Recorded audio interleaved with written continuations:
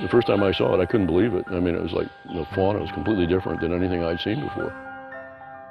When you get 8 or 10 species all in a small pool still coexisting, and they're all shrimp or crabs, it's like, well, how do they do that? How do they split up the resources? How do they share things? And so they all have their job.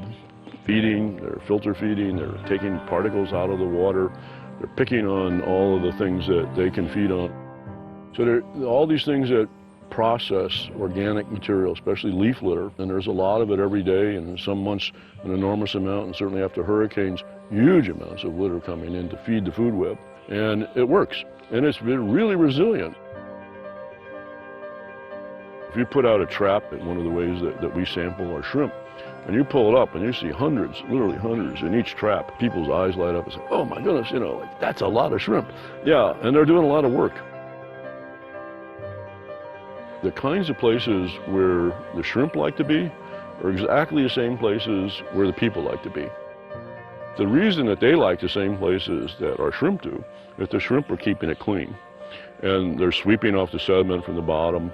They're turning a lot of that material into their own bodies, and that the shrimp are able to use a lot of things that would otherwise pile up and be kind of slimy and not very attractive to swimmers.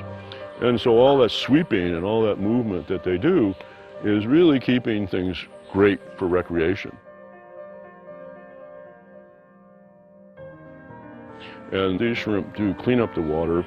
They're filter feeding out a lot of organic material and turning it into shrimp, which turns into fish food and various other kind of things within the food web. And they're working 24 hours a day, 7 days a week at no cost to Puerto Rico.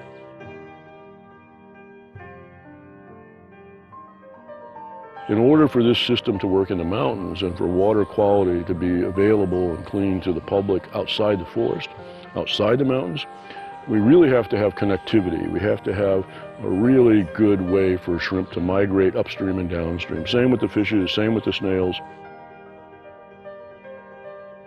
And when you start planning, you know, where do you divert the water?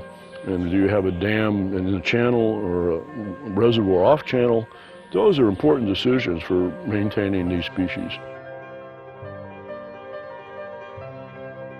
So we're hoping that more and more people appreciate what is living in the river and start to think about, well, how can we keep it that way? Because it does provide a lot of important ecosystem services, as we call them.